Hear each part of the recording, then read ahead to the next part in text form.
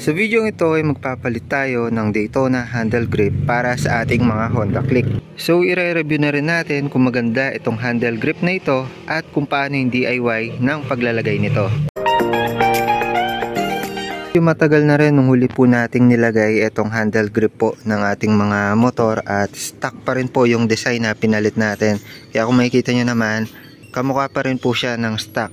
Ang kaso nga lang, paglipas din ng panahon, katagalan, di po natin maiiwasan na parang nagkakaroon ng dumi, kinakapitan ng alikabok at minsan lumalagkit po itong handle grip po natin. Ayan, kung titingnan nyo naman dito, medyo pangit na siya tignan at kahit linisin po natin siya, bumabalik siya sa dati. So medyo matagal na rin tong handle grip natin mula nung pinalitan natin at may video pa po tayo dyan. Siguro mag-isang taon na rin po ito nung pinalitan natin. Actually maganda naman po yung performance nitong stock handle grip po natin. Hindi po siya madulas sa kamay, hindi naman po siya masyadong nagbabasa or masyadong madikit. Ang kaso nga lang, katagalan po talaga dumadating sa point na ganito. Ayun, parang napupudpud na at naluluma na. So kaya naman may gusto tayong itry na bagong handle grip po natin. Ito po ay galing sa TikTok shop. Nabili po natin, hindi ako nagkakamali, nasa kulang 200.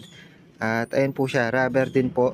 Daytona, kulay itim para sakto pa rin po yung kulay sa ating mga motor. At also nagustuhan ko dito yung design niya.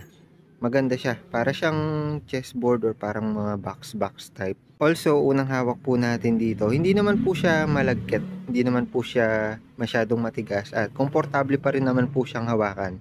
Also, yung diameter niya, hindi naman po siya sobrang laki, so nahahawakan po natin siya ng isang kamay. So yan, saktong-sakto lang, hindi naman po malaki yung diameter niya. Halos same lang po nito. Ayan, no? So sa paglalagay, sobrang simple lang naman yung konsepto. Tatanggalin natin luma, lalagay po natin yung bago. So may konting customization lang. Lalakyan po natin itong butas dito para magkasya po siya dito sa handlebar po natin, bar end. So yung sa akin, napalitan na po ng Takimoto yung bar end po natin, kaya medyo manipis na. Pero applicable pa rin naman po siya dun sa stock handlebar po natin. So kailangan lang din natin lakihan yung butas. By the way, itong dalawang to hindi sila magkaparehas. Itong may malaking butas dito sa gitna, dito siya sa ating silinyador. At itong sa kabila, syempre, dito sa kabila. Titingnan natin yung haba. Sasakto lang naman po siya. Ayan, sa part na to. Tapos, tignan natin sa kabila. Dito naman sa kabila, sasakto naman siya. Niisip ko kung kailangan pa natin tanggalin itong dulo, pero palagay ko lalakihan lang talaga itong butas na to para kumasya siya. Kung makikita nyo, sakto lang naman eh. Ayan, isasagad na lang natin. So first step natin, tanggalin po muna natin itong bar end natin. So dito sa nilagay po natin, Allen wrench na po ipantanggal natin. So tanggalin lang natin yan. Pero kung stock pa yan, Phillips screw. So kung medyo mahigpit, persahin nyo lang para matanggal.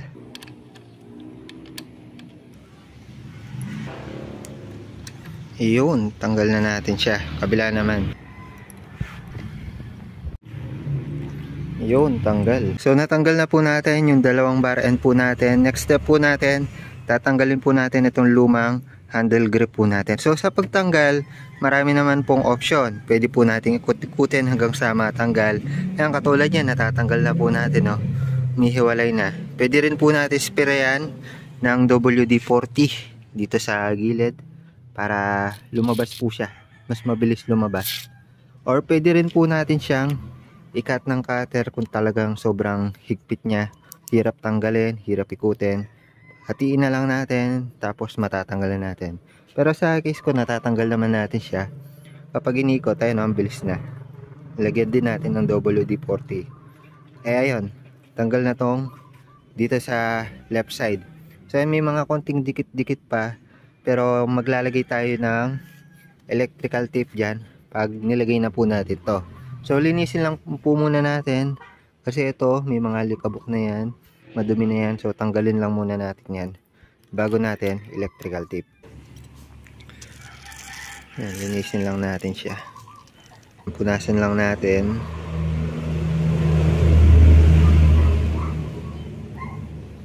Ayun no, malinis na ulit. So ito po kasi bakal po yan kapag wala na po siyang dikit or something, medyo madulas na po siya. So kaya naman kailangan natin lagyan ng pampasikip para yung handle grip na ilalagay natin hindi po siya umiikot. Yung tipong pag nagdadrive po tayo, gumagalaw po siya, umiikot. So medyo delikado po yun. Kailangan nakapix lang po siya. So lagyan po muna natin ng electrical tape. By the way, para mag-gets nyo yung sinasabi natin, lagay po tayo or lagay po natin itong handle grip natin. Ayan, makikita nyo kung gaano siya kaluwag. Actually hindi naman po siya sobrang luwag, pero ayan, hindi muna natin isasagad. So ayan, katagalan may ikot natin, pero ngayon medyo masikip na po siya. Ayan o, masikip, pero mas okay, lagyan natin ng electrical tape. Kahit isang rounds lang. Ayan, simula dito, ayan, hanggang sa dulo. Ayan, pag nalagyan na po natin siya, ox na po yan.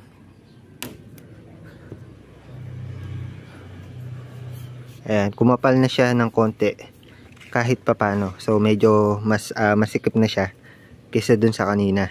About naman po sa pagbutas dito, so kaya po natin siya bubutasan kasi kung makikita nyo, yung butas po niya, yung stock na butas niya is maliit lang, no? Pag pinasok po kasi natin tong bar end natin, yung lulusot lang po dyan is yung bolt. Tapos hindi po lulusot yung pinaka base ng ating bar end. Kung kaya naman kailangan natin siyang butasan para nang sa gayon yung bar end po natin, kahit yung stock na bar end may ganito rin po, is maisagad po natin siya hanggang dito. And so yung ating mga handle grip, kailangan lumusot po siya dito sa pinaka bilog na to. So kung kaya naman bubutasan po natin siya na kasinlaki nito. Ayan, yan po yung magiging guide natin para nang sa gayon lusot po siya yung bar end natin or yung handlebar natin dito sa bar end natin, at maganda po siyang tignan. Note lang po ulit, itong may malaking butas dito po siya sa right side sa silinyador, kasi kapag pinasok nyo dito sobrang luwag po niyan dito sa left side. Pero itong mas maliit yung diameter or parang dalawa yung bilog niya, dito po yan. So halos sakto lang po siya. So yun po yung pinagkaiba. Pero parehas po natin siyang bubutasan dito sa dulo. So sa pagbutas, gamit po tayo ng matalim na cutter. Tapos paikutan po natin. So pwede naman po nating guhitan muna na kahit ano or tansyahin na lang natin. Importante dyan, pumasok siya dun sa butas ng ating mga bar end. So dito sa case natin, and medyo matalim na cutter yung gagamitin ko para mabilis natin siyang mabutas. So dito sa ginagawa ko, tinutusok-tusok na lang po natin siya para hindi po tayo mahirapan masyado. Kasi kung bibilogin po natin agad, hindi po natin siya ma-perfect na bilog. So yan, so yung ganito, goods na po yan. Medyo linisin na lang po natin yung pagkakagawa para hindi po siya messy tignan. Ayan, tignan natin, check natin. So dito siya kailangan pumasok, so check natin kung papasok na siya. Ayan, dito sa case natin, pag pinwersa natin, pasok na po siya. So ayan, goods lang yung ginawa natin na bilog. Sakto lang yung ganito. Ayan o, malinis na siya tignan. Pwede na po natin siyang ilagay dito. So sa paglalagay, tignan nyo rin yung orientation. Kung gusto nyo nakikita itong Daytona na logo, kailangan ganyan nyo siya ipasok para nakaharap siya sa inyo. So dito, pasok lang natin siya hanggang sa bumaon ng todo. So pwede nyo rin po lagyan ng WD-40 kung nahihirapan kayo. Ito, pag natunaw naman to, natuyo, mawawala naman yung bisa nito, kaya mawawala din yung dulas kalaunan. So para lang hindi po kayo mahirapan magpasok nitong handle grip po natin. Ayan. So per sa inyo lang hanggang mapunta sa dulo. Ayan o. Hindi naman sobrang hirap. Ayan, naisagad na po natin siya. Tapos ito yung logo niya. So gusto ko nakaharap ng konti, kita ng konti. Ayan, dito na. Tapos ayun yung fittings niya, hindi naman siya humaba. Ay, humaba lang ng konti dito. So kailangan natin siya itulak papasok kasi yung space dito, ayan, dito ko palang nararamdaman yung bakal, so may konting clearance. Tulak lang natin siya papasok para mag-compress po siya at lumiit ng konti. Naman po natin siya, pumasok na po siya ng konti. So para ma-compress pa po siya at mag-fix po siya sa pwesto, pwede na po natin ilagay ito. Ito po yung magko-compress at iipit po sa kanya. So dito sa paglagay, same concept lang din naman. Pasok natin yung bolts, tornilyo, tapos hayaan po natin pumasok or sumagad yung bar end po natin hanggang dun sa pinaka inner na bakal, hanggang sa sumagad po siya. So ikutin lang natin to, tingnan natin kung sasagad siya. Sumagad na siya sa bakal, ibig sabihin. So yan, na-compress na po natin siya. At ayan, maganda pa rin po siya hawakan. Medyo umiikot pa po dahil basa pa yung WD-40, may natira pa.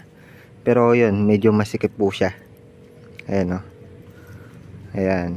Tapos komportable hawakan. Medyo nag-compress na po siya nung sinagad po natin to. Ayan o. Fit na fit, sumagad po siya hanggang dito sa handle switch po natin. Kaya maganda yung fittings po niya. Compared po natin dito sa luma. Ayan o. Medyo matte to tignan. Ito kasi medyo glossy. So kaya naman, pero yung reflection niya ay nagbibigay ng magandang hugis, or yung mga tabas niya ay nagbibigay ng magandang reflection. Tsaka shape dito sa ating handle grip. Maganda siya hawakan, hindi siya makapal. Ayan, sana lang hindi siya lumalagkit. Siguro case to case basis na lang din kasi itong stock natin lumalagkit din naman kapag nabilad, masyadong nabasa. Pero ito, same lang din naman yung pakiramdam natin. So ayan, nalagay na natin pang left side. Dito naman po tayo sa may part ng silinyador. So dito sa kabila, kung ayaw natin siya sirain, kailangan natin bakbakin itong inner part kasi maalala nyo, nakapasok po yan dito sa may part ng silinyador natin. Kaya naman kailangan natin siyang balatan, iangat. If ever man na ayaw talaga, nahirapan kayo, pwede na po kayong gumamit nitong cutter. Dahan-dahan lang kasi yung plastic sa loob, syempre gagamitin pa natin yon. Huwag po natin hayaan na masira siya. So kailangan rubber lang po yung mahiwa po natin. So hiwain lang natin. Sa case ko, sisirain ko na siya. Ayan. Diretsuin lang natin hanggang sa pinakadulo. Ayan, hanggang dito. Yun. So pagkahiwa natin, ayan, mababakpak na natin siya. Tanggalin lang natin to. Ay, medyo nahiwa ko din pala. Pero konti lang naman. Ayan, nagkaguhit. Yun, ito na yung luma. So ito, medyo nalalagkitan na rin ako dahil medyo nagkakaroon ng palid. Ayun o, parang dumi. Nagkakaroon ng build up. So palitan na din natin siya nito. So bago natin ilagay itong bago, may kailangan pa tayong gawin dito sa ating throttle, inner throttle na plastic.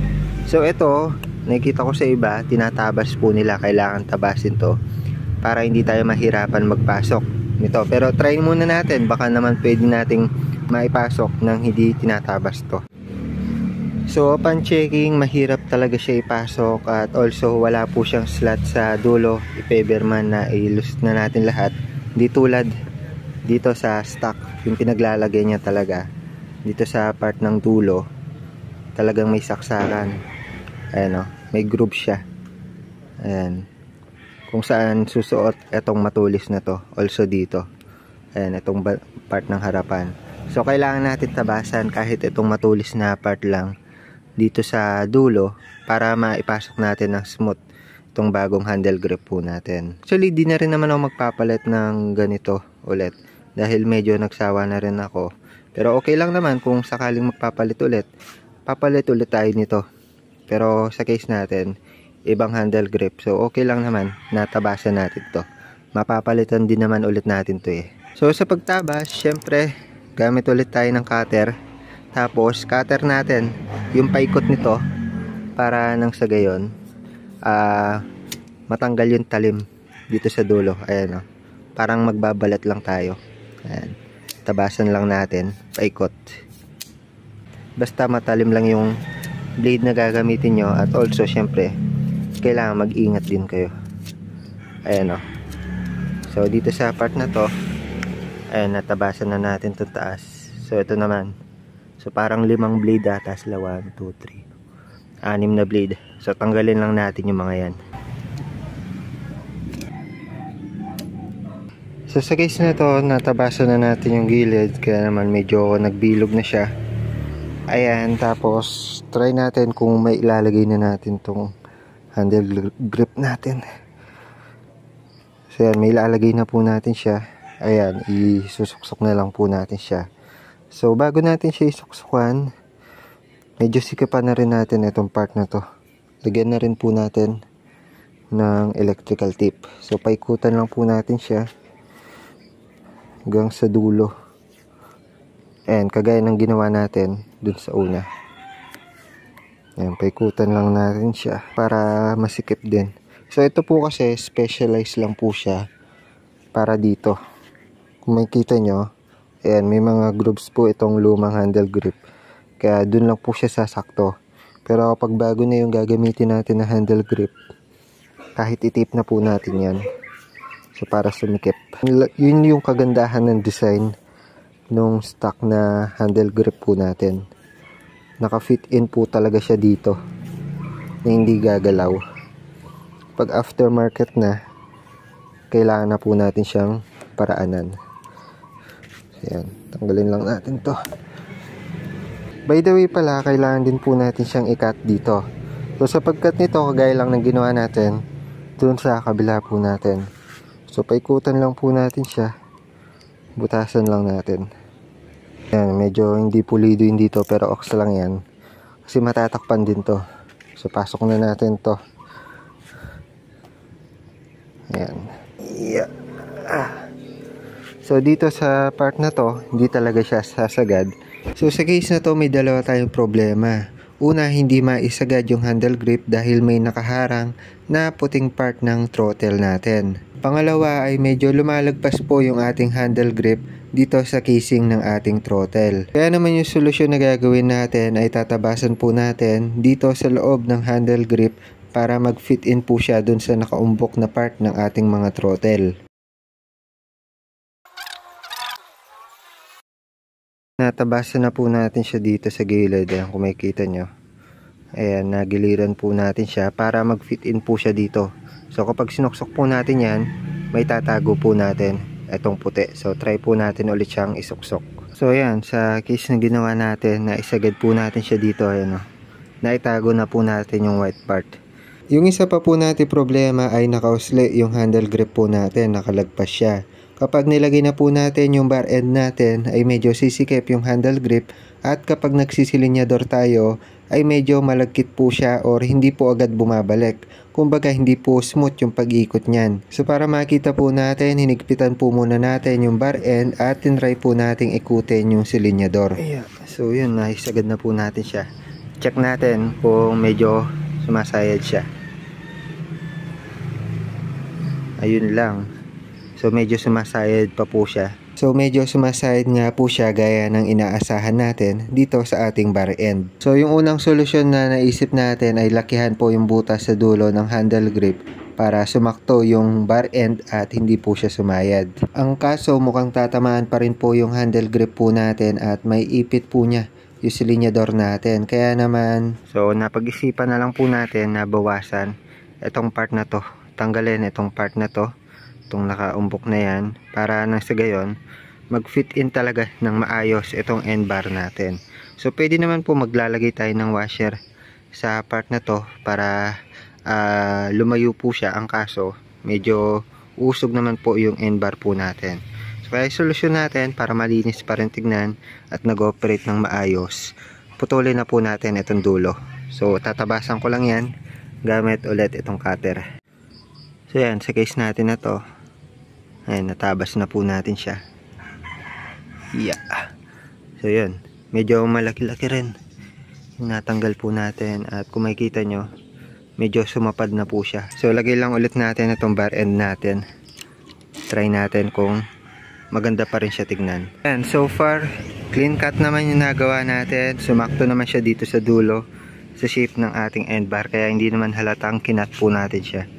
So yun, sa pag-ikot ng silinyador natin, ayan o, super smooth. So walang sabit yan dahil dito. So dito sa part na to, medyo yumuyuko pa siya, pero itutulak ko pa yan ng konti para magpantay. Ayan o, pero wala na yung kulay white dito na part. Ayan, dito sa gilid wala naman tayong problema dyan dahil hindi naman siya iniikot or sinisilinyador. So itong part lang na to. So far so good, malinis naman yung pagkagawa natin at nag-fit in naman. Hindi naman po siya baduy tignan, nag-match pa rin po siya sa motor po natin. So bigyan ko kayo ng mas wide na review dito after ng mga ilang araw or linggo ng paggamit natin, para ma-share ko sa inyo yung experience natin at kung talagang maganda ba, hindi malagkit, hindi madulas at maganda sa ating kamay etong Daytona handle grip para sa ating mga motor. Ngayon, so far so good, maganda naman po yung kapit niya, hindi po siya malagkit, halos same lang ng sa stock po natin. So dahil handle grip po ito, maganda dapat yung grip po niya sa kamay para masabi po nating maganda yung handle grip. At napanindigan naman po nitong Daytona handle grip po natin ito. So far so good, para sa akin maganda po siya, maganda yung quality. Hindi naman po siya agad lumalagkit or madulas sa kamay po natin. Kumbaga maganda po yung performance niya or yung kapit niya sa ating mga kamay. Maglalagay na lang din po pala ako ng link nitong handle grip natin sa comment section or sa description para sa mga gustong umorder din or ng ganitong handle grip.